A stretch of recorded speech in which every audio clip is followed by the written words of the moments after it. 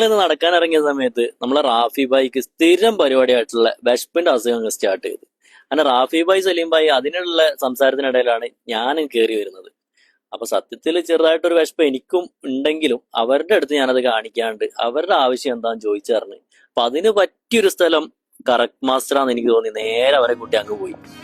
അങ്ങനെ റാഫി ബായി അവിടെ ഉള്ള ചിക്കൻ ബാർബിക്ക് ഓർഡർ ചെയ്തു.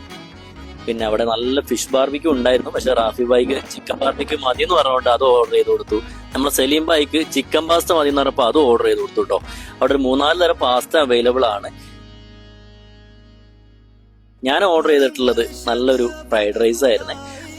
അങ്ങനെ എല്ലാം വന്നപ്പോൾ ഞങ്ങൾ അങ്ങോട്ടും ഇങ്ങോട്ടൊക്കെ ഷെയർ ചെയ്ത് കഴിച്ചു. സത്യം പറയാലോ, ഞാൻ അവിടുന്ന് ഇതുവരെ ചിക്കൻ ബാർബിക്യൂ ആയിരുന്നു കഴിച്ചിട്ടുണ്ടായിരുന്നത്. ബാക്കിയുള്ള ഫുഡ് കഴിച്ചു നോക്കുമ്പോൾ അതും ഒന്നും പറയാനില്ല കേട്ടോ, അത്രയും ടേസ്റ്റ് തന്നെ ആയിരുന്നു. അങ്ങനെ കുറച്ച് കഴിഞ്ഞപ്പോൾ നമ്മളെ ഫ്രണ്ട് വന്നു. അപ്പൊ ആൾക്ക് ഞങ്ങളൊരു ഫ്രഷ് ബർഗർ ഓർഡർ ചെയ്ത്, അങ്ങനെ അതിന്റെ കൂടെ ഞങ്ങൾക്ക് വേണ്ടിയിട്ട് സാൻഡ്വിച്ച് കൂടെ ഓർഡർ ചെയ്തിരുന്നുണ്ടോ.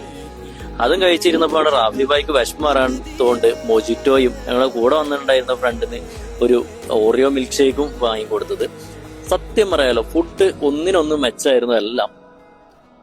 അപ്പൊ ഇതിന്റെ ലൊക്കേഷൻ വരുന്നത് ദോഹയിലുള്ള മർക്കിയ പാർക്കിന് തൊട്ടടുത്ത് തന്നെയാണ്. അപ്പൊ പറ്റുന്നവരൊക്കെ വിസിറ്റ് ചെയ്തൊന്ന് ഫുഡ് ട്രൈ ചെയ്ത് നോക്കുക.